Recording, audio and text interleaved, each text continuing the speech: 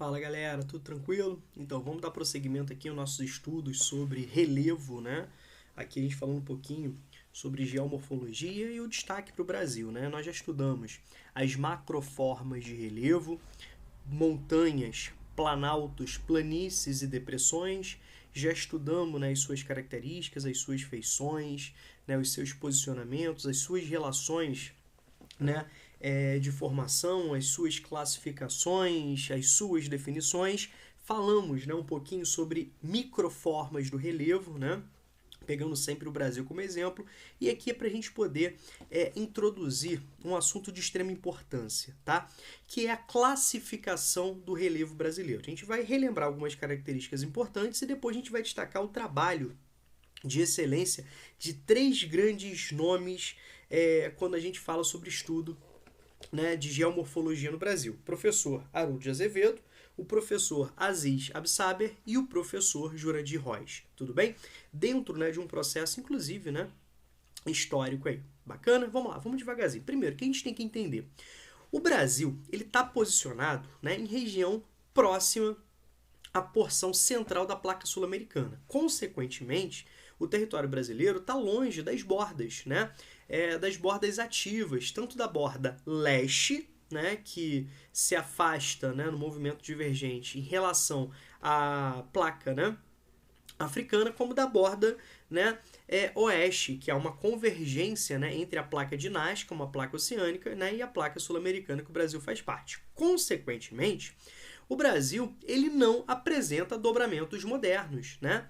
Dentro desse aspecto, a gente vai dizer que o nosso relevo, quando comparado aos nossos vizinhos andinos, ele é um relevo muito modesto, né? Em termos de altimetria, certo?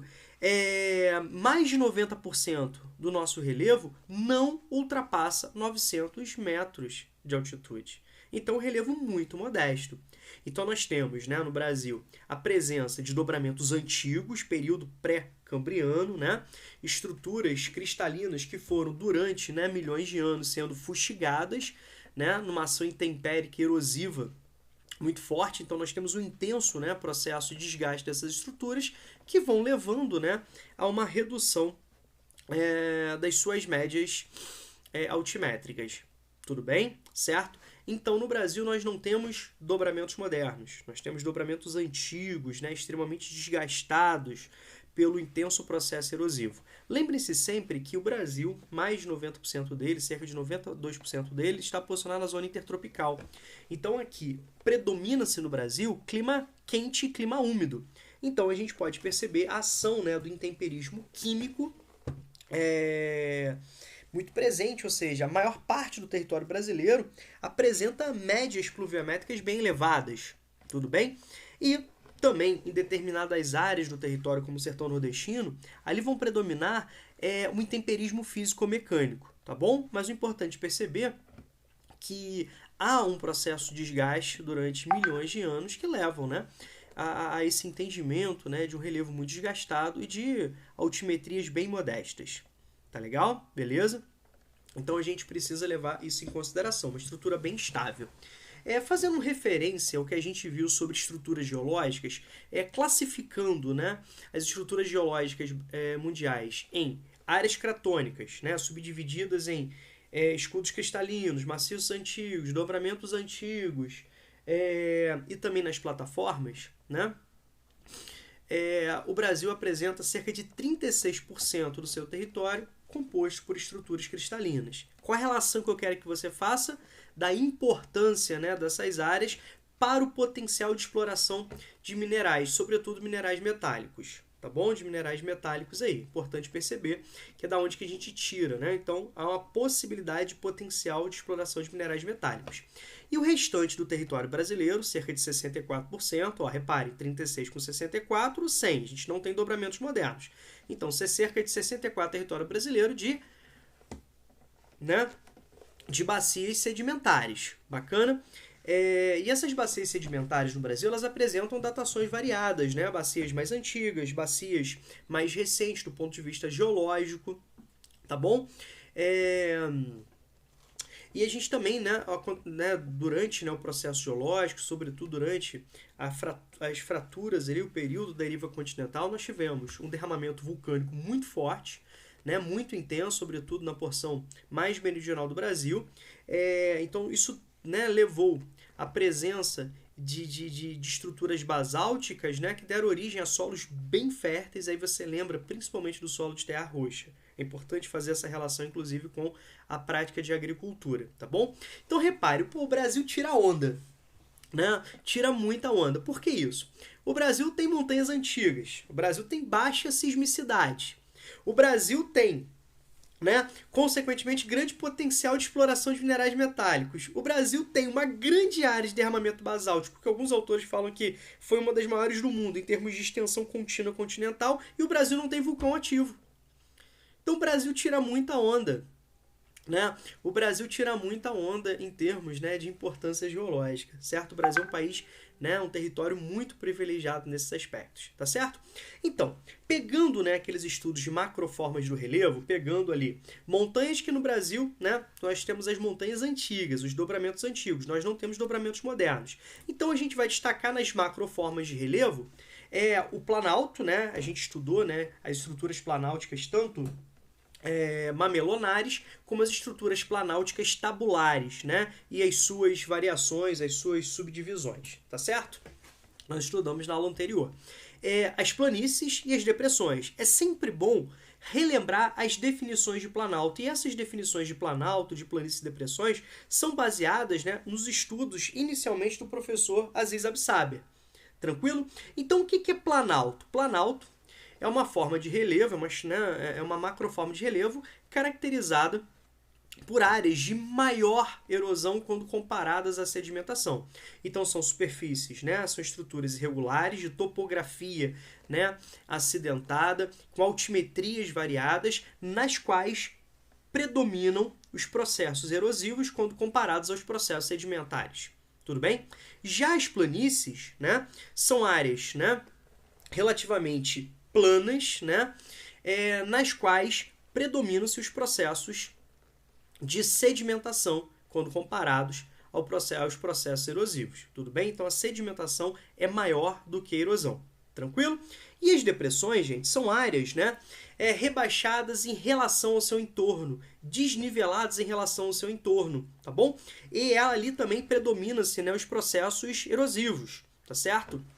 Né? São áreas originárias pelo processo do desgaste. Então, as depressões, elas são caracterizadas justamente por isso. São áreas rebaixadas, né, desniveladas, de menor altimetria quando comparado às suas áreas adjacentes. Lembrando, gente, que as depressões elas são classificadas em absolutas e relativas. E o Brasil não tem depressões absolutas, né? Somente depressões relativas. Então, todo esse apanhado, esse resumão que eu dei para vocês, nós já vimos, nós já estudamos, nós já debatemos, nós já refletimos, nós já entendemos nas aulas anteriores, tá bom? Agora chegamos aqui ao nosso objetivo, falar um pouquinho sobre a classificação do relevo brasileiro. Para isso, a gente vai fazer uma trajetória aqui ao longo do tempo, tá? Repare nesse mapa. Esse mapa foi produzido a partir dos estudos, né, do professor Haroldo de Azevedo, professor da USP, que em 1949 dividiu o território brasileiro em 7 grandes unidades de relevo, sendo 4 planaltos, né, como você pode perceber no mapa, né, o Planalto das Guianas, o Central, o Atlântico, o Meridional, né, e 3 planícies, a planície amazônica, do Pantanal e a costeira, como a gente pode perceber aqui. Tranquilo? Certo? O que é importante perceber? O critério que foi utilizado pelo professor Haroldo de Azevedo, que foi um critério altimétrico, tá? Rômulo, como assim? O nível altimétrico. Para o professor Haroldo de Azevedo, o que ele chamou de planalto, né, são aquelas estruturas, né, com mais de 80 metros de altitude. Aquela superfície, né, levemente ondulada, aquelas estruturas levemente onduladas, né, acima de 200 metros de altitude. É sempre bom lembrar também que a altitude é a relação de qualquer ponto da superfície terrestre, né, é o posicionamento de qualquer ponto da superfície terrestre em relação ao nível do mar, tá bom?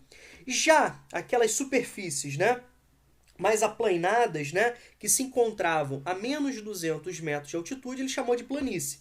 Então repare, o critério para classificar planalto e planície para o professor Haroldo de Azevedo foi o critério altimétrico. Estruturas onduladas acima de 200 metros, planaltos. Estruturas aplanadas com menos de 200 metros de altitude, planície. Aí você deve estar falando, Romulo, mas isso é uma classificação muito simples. Eu não quero que você decore datas, né? Mas a gente está falando do ano de 49, a gente está falando do início, né? No final dos anos 40, início dos anos 50, certo? Ele não tinha as tecnologias que nós temos hoje, né? De sensoriamento remoto, né? De imagem de satélites, imagens aéreas, né? Computadores, softwares, né? Específicos para esse estudo. Era um estudo em loco, né? A gente pode levar isso em consideração. Então, um brilhantismo, né? Muito significativo. Um outro ponto que eu queria destacar para vocês é de um aluno também do professor do professor Haroldo de Azevedo, que é o professor Aziz Absaber, né? Então, ele também foi professor, ele foi, além de aluno, né, do professor Haroldo de Azevedo, ele também tornou-se um dos grandes professores da USP, tá legal? E ele já apresenta, né, uma classificação muito mais detalhada, né, quando comparada ao Haroldo de Azevedo, assim, integrando, né, aumentando o número de unidades de relevo no Brasil. Mas eu queria chamar a atenção para vocês para uma coisa. Não foi simplesmente, né, você alterar as nomenclaturas, aumentar, né, o número de unidades de relevo, mas o que nós temos de destaque aqui foi a mudança de critério. Enquanto o professor Haroldo de Azevedo era o critério altimétrico, o professor, né, Aziz Absaber utilizou o critério geomorfológico. Então, quando a gente fala sobre isso, a gente fala sobre os processos, né, erosivos e os processos sedimentares, os processos de sedimentação. Então, ele utilizou o critério erosão e sedimentação. E é justamente, como a gente adiantou no início, né, o critério que nós utilizamos até hoje, né, o critério principal no caso, que nós usamos até hoje para definir áreas de planície e áreas de planalto, né? Então, em 1962, né, na classificação do professor, né, na classificação proposta pelo professor Aziz Absaber, né, ele elabora, né, essa classificação integrando, né, novos conhecimentos, tudo bem? Mas pegando a base, né, do professor Haroldo de Azevedo, como a gente pode perceber aqui, ó. Vou botar aqui um comparativo para vocês analisarem, né? Olha bem. Dá uma refletida aí, tá certo? Então, olha só, ele vai dividir, quando comparado aqui, ó, o professor Haroldo de Azevedo, o Planalto Atlântico em duas porções, que ele chamou de Planalto Nordestino, né? E Serras e Planalto Leste e Sudeste. E acrescentou dois outros planaltos, o do Maranhão e Piauí e do Uruguai Sul-Rio-Grandense, né? Como a gente pode perceber aqui, ó, a porção mais meridional do Brasil. Tranquilo? Certo? Então, com isso, né, a classificação do professor, né, Aziz Absaber elevou para 10 grandes unidades de relevo no Brasil, tá bom? Então, vamos lá. Mais do que saber que são 10 unidades de relevo, mais do que saber as nomenclaturas, né, que foram utilizadas, é importante perceber o critério utilizado. Então, vamos lá. O que o professor Aziz Absaber chama de planalto, né? Ele vai chamar que essas superfícies levemente onduladas, né, certo? São frutos de um processo erosivo que predomina sobre o sedimentar. É o que ele chamou de planalto. Já as planícies, né, ele vai definir que são áreas onde a sedimentação é maior, né, mais intensa do que o processo erosivo, independente do nível altimétrico, independente da altitude, independente da altimetria. Tá certo? Beleza? E agora, né, a classificação atual do Brasil, a classificação do professor Jurandir Rois, né, que também foi foi aluno, né, do professor Aziz Absaber e também professor da USP. Olha só que interessante, né? Então a USP aí tirando onda, tá bom? O que acontece? Quando a gente fala do professor, né, Jurandir Rois, que é um dos grandes nomes, né, dos estudos geomorfológicos no Brasil também, o professor Aziz Absaber, né, só para fazer um parênteses aqui, a gente vai falar muito dele quando nós falarmos sobre, né, vegetação e domínios morfoclimáticos no Brasil, tá bom? A classificação de domínios morfoclimáticos no Brasil é do professor Aziz Absaber, né, onde ele divide em 6 grandes domínios. O domínio amazônico, o domínio da Caatinga, o domínio do Cerrado, o domínio dos mares de morro, o domínio, né, das araucárias e o domínio das pradarias, né, campos sulinos dos pampas. Mas eu acho que eu já falei dos 6 aqui, tá bom? Já citei os 6, é o que a gente vai explorar aí num futuro próximo, bem próximozinho, tá bom? Beleza. O professor, né, Jurandir Roys, como a gente pode perceber, ele vai trazer, né, eu queria chamar a atenção para vocês para 2 pontos. Primeiro, olha a quantidade de unidades de relevo. O professor Jurandir Roys identifica 28 estruturas de relevo. Certo? Isso dá vontade de, né, você deve estar pensando, pô, vou xingar o professor Jurandir Roys, estou com raiva dele. Certo? Por 28 unidades de relevo, vou ter que decorar isso. Calma, daqui a pouco a gente volta um pouquinho sobre isso. Tá certo? Então, primeiro ponto que eu queria chamar a atenção. A complexidade, o detalhamento, né, que ele classificou o relevo brasileiro em 28 unidades de relevo. Segundo, eu queria que vocês percebessem o seguinte, ó. Ele acrescentou uma macroforma de relevo. São as depressões. Depressões que não estavam presentes na classificação nem do professor Haroldo de Azevedo, nem do professor Aziz Absaber. Então, são esses 2 pontos que eu queria chamar a atenção para vocês. Tá legal? Beleza? O que acontece? O que é importante perceber também? O momento, né, que o professor o professor Jurandir Roys desenvolveu seus estudos. Ele foi um pesquisador que fez parte do projeto Radam Brasil. Tudo bem? E com isso, ele contou com a presença, né, de aparatos tecnológicos, né, com principalmente imagens de satélites e, sobretudo, né, imagens aéreas, né, utilizando sensoriamento remoto. Então, a gente pode perceber que a tecnologia era outra. Isso permitiu e muito, né,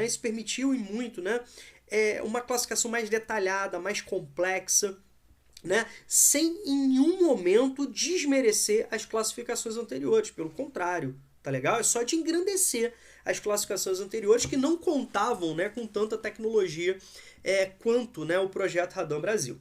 O fato é que essa classificação foi proposta no finalzinho dos anos 80, né, em 1989, e passou, né, nos anos seguintes a ser utilizada como a atual classificação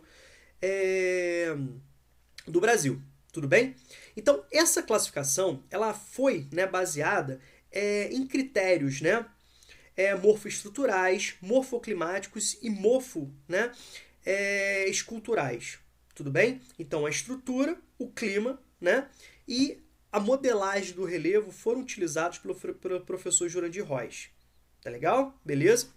Só recapitulando, né? Embora ele tenha introduzido as depressões, a depressão é aquela definição mesmo, né, que a gente viu. São áreas rebaixadas em relação ao seu entorno. A gente está falando aqui de depressões relativas, tá certo?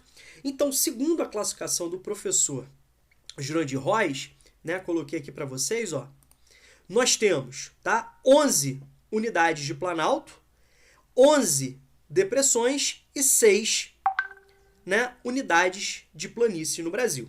Tranquilo? Assim, obviamente que você não precisa decorar todas elas. O que a gente vai fazer? Você deve estar se xingando. Poxa, eu vou ter que decorar as 28. Algumas você tem que se familiarizar, mas é muito próximo o nome, né? Então, por exemplo, aqui, ó. Vou pegar aqui. Quando a gente fala, né, sobre vamos pegar aqui, né, a depressão periférica sul-rio-grandense. Você já sabe que está no Rio Grande do Sul. Tudo bem? Depressão você já sabe a definição. Periférica afastada, né? Então alguns nomes já são sugestivos.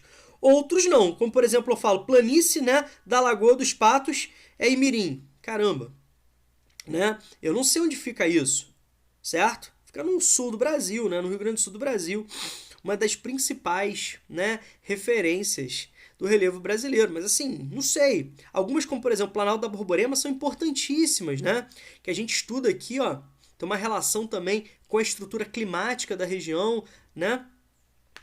Lembra das subdivisões do Nordeste, que a gente vai estudar bastante isso, né? Quando nós falarmos de clima, tudo bem?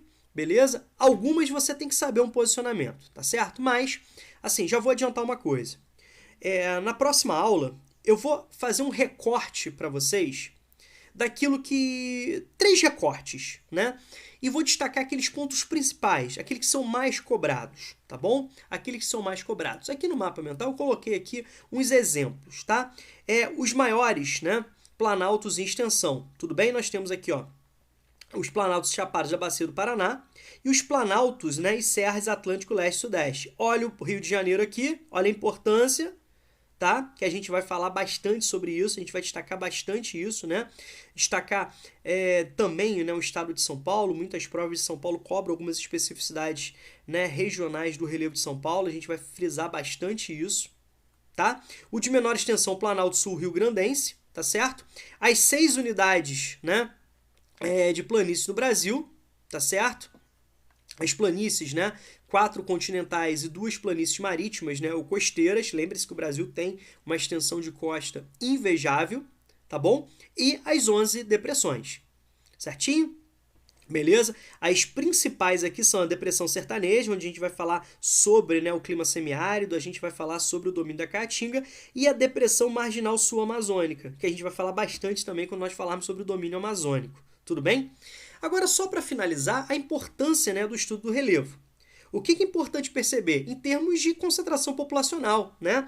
Em áreas mais aplanadas, em planícies, em planaltos, né? Nós temos maior concentração populacional ali, onde nós temos melhores condições de vida, de agricultura, né? De domesticação de animais, tudo bem? Então é importante isso. Você pega a cidade do Rio de Janeiro, que é chamada, né, de Cidade dos Túneis. A gente pode perceber como o relevo, né, da região dificulta, digamos assim, a interação do homem e através das suas necessidades, né, de transporte. Tá legal? Então, alterando, né, o traçado de ferrovias, de rodovias. A questão da exploração, né, mineral, né, eu já tinha destacado para vocês, então não coloquei aqui. Aquela construção de hidrelétricas, como por exemplo, né, as hidrelétricas, né, que necessitam de grandes barragens, como acontece, por exemplo, no aproveitamento da bacia Platina, né, com rios caudalosos, né, com rios, né, de bastante quedas naturais, rios de planalto. E também na bacia amazônica, onde nós temos ali, inclusive, a presença de rios, né, de planície e tal. Quando a gente fala de rios de planalto, favorece a produção de energia. Quando a gente fala de rios de planície, né, tem um potencial muito grande em termos, né, de navegação, certo? Então, tudo isso precisa ser levado em consideração. Então, uma questão pode pedir a relação entre relevo e adensamento populacional, relevo e atividades econômicas, relevo e infraestrutura de transporte, relevo e produção de energia, relevo e transporte, né? Relevo e barreiras naturais, relevo e clima, relevo e solo, né? Estruturas geológicas e solo. Tá certo? Então, a gente pode perceber que não é simplesmente, né, estudo de características físico-naturais, mas também, né, a gente pode relacionar as formas de relevo a aspectos sociais, a aspectos culturais e aspectos econômicos, tá bom? Então, gente, espero que tenha ficado claro essa revisãozinha e esse acréscimo. Então, no próximo encontro, a gente vai, assim, dar uma aprofundada, né, em alguns recortes, né, territoriais do relevo brasileiro a partir, né, dos estudos do professor Jurandir Rois. Beleza? Tranquilo? Vamos aprofundar um pouquinho, sobretudo o pessoal que vai fazer específica, vai fazer prova discursiva, né? Precisa de um detalhamento um pouco maior, uma revisão um pouco mais aprofundada, né? Beleza? Aqui, grande abraço para vocês, beijão.